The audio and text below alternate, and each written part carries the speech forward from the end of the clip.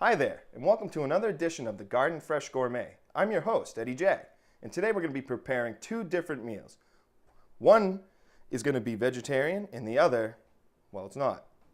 And the meal today that we are going to be preparing is a pepper steak salad and a portobello mushroom steak salad, which, hence, it's not a steak, but it's a very thick mushroom, as you can see. Now, everything here that I have to prepare this salad is all organically grown.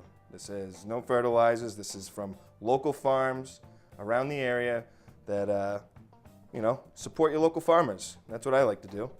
And what we're gonna need for our salad, first of all, is we're gonna need tomatoes, green and red peppers, a head of romaine lettuce, red Spanish onions, fresh garlic, diced yellow onions, our portobello mushrooms, and our sirloin steak tips.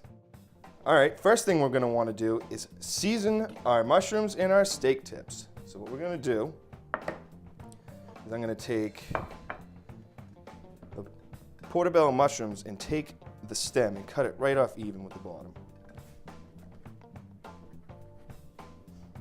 It just makes it easier for cooking, and the stem's not really that flavorful anyway.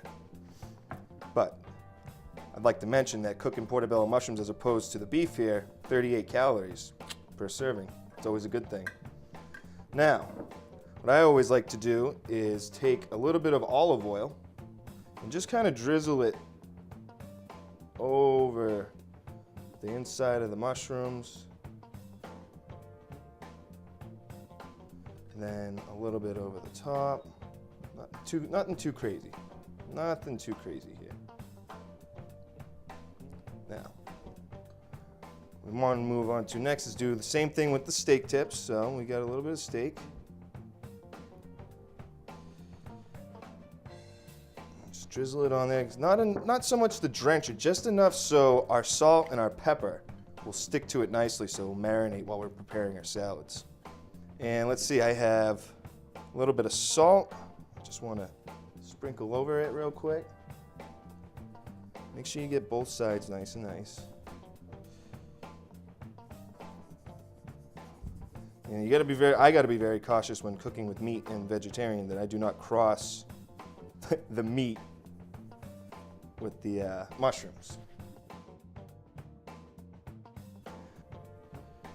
Just get a little bit in there. And of course, our pepper.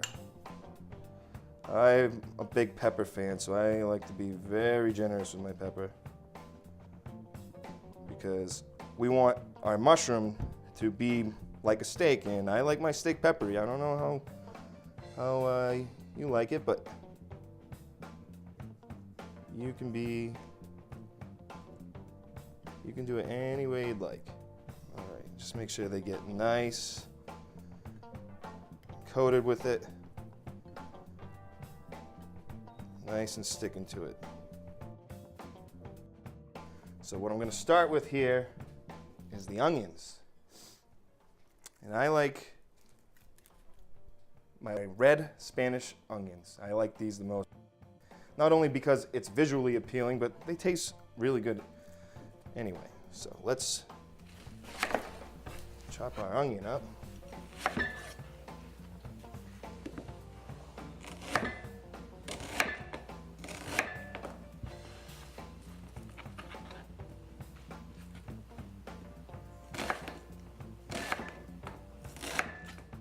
For my salad, I like my onions thick, very thick, because when they come apart, they're going to be delicious.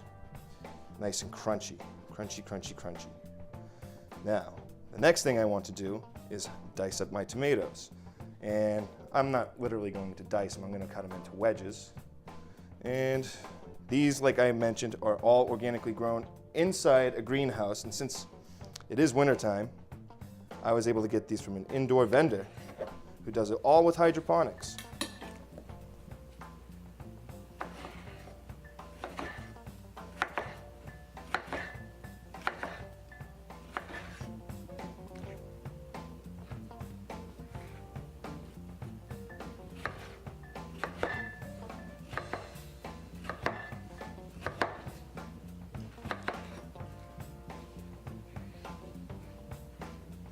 Now, people usually just stick a little green pepper in their salad, but I like to spice it up a little bit. Well, not really spice it up. These are much sweeter than the greens. But I like color, so I like my greens and red peppers. So let me just cut a nice de-seed this pepper. If you truly want to be green, especially when it comes to food, being organic, you got to do it yourself. That's plain and simple. That's, the way my grandparents did it. That's the way I'm going to continue to do it. And I would hope the rest of you would feel the same way. There's a lot of people I know who don't even know how to take care of a garden, let alone plant seeds or even water their own plants. I believe if everyone got into just making their own produce, you'd realize how fun and exciting it can be to watch the fruits, I guess you'd say, of your labor. Finally, romaine lettuce. And I like to just do like little increments here, just little. And I'm amazed at this lettuce that they grow. It's all grown hydroponically, there's no soil. You do everything with water, moving water. Just kind of fluff that up. Now we're getting to building the salad, so let's say we've got 2 different plates here, 2 different meals. So let's build our plates. I like to start with lettuce, bottom, some crunchies in there. It's always delicious. Like I said, these meals are very quick. They don't have to be very time consuming. If you know how to use a knife, you can pick out a nice fresh vegetable, fruit.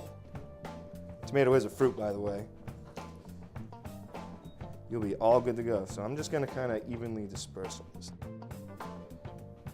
Make it look pretty.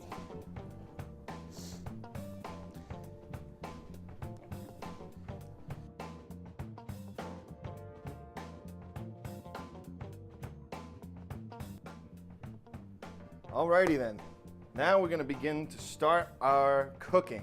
And the first thing we're going to do is, we've got these pans heating up right now, so I'm going to add a little bit of olive oil to each one and let that heat up for a moment.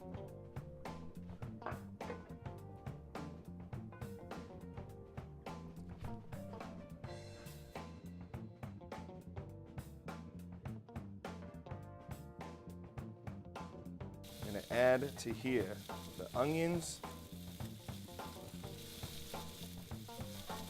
and garlic, and my minced garlic.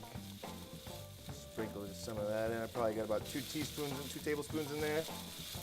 2 tablespoons, probably a tablespoon per meal, per dish, I mean. So let these caramelize a little bit before we add our course, because the flavor that you get from onions and garlic just alone, never mind the smell, is tremendous. It's beautiful. So, let's see.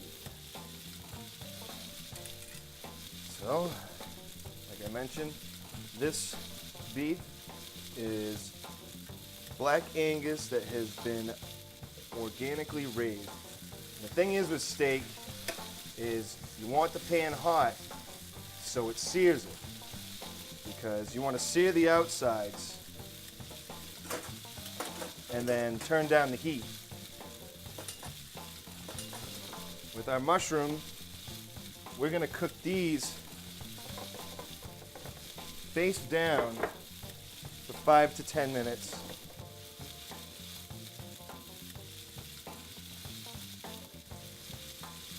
Like I said, you wanna get a nice sear on the sides.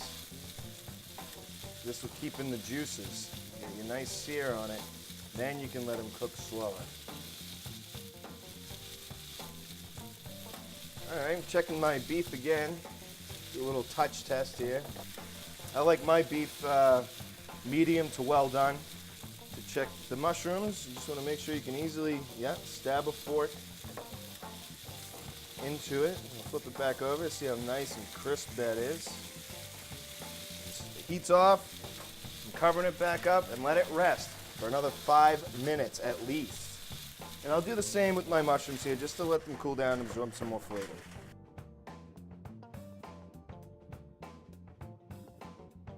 Now that the meat and mushrooms have rested from their cooking, let's finish our plates here. First, I'm going to start with the mushrooms first and cut them on the cutting board because I don't want them to be contaminated by the meat juices that run onto the cutting board. So yes, you want nice, ooh, look at that, it's steaming, nice and juicy, soft to touch, soft to go through. And what I like to do is I like to cut them thin. I like to just, be careful, these will be hot. I like to cut them nice and thin. Oh, look at the juice come right out of these bad boys. That way, you get a nice, thin cut that looks delicious and also serves your salad very well. Nice topper here. Like I said, these are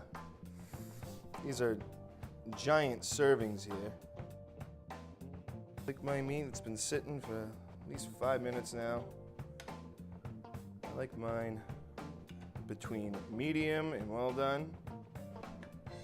And let's see here. Let's start with the fat boy here. Let's start with the big one. Let's see how this came out. Oh, beautiful. Just a little medium well. Just the way I like it. And the same thing here. I like to cut my pieces nice against the grain.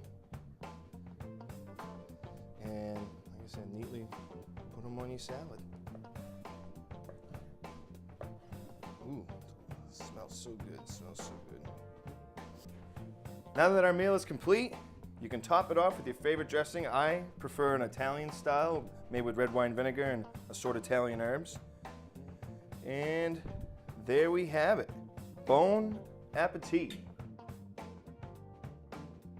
Thanks for tuning in to the Garden Fresh Gourmet. Next episode, we're going to cover a lobster bisque.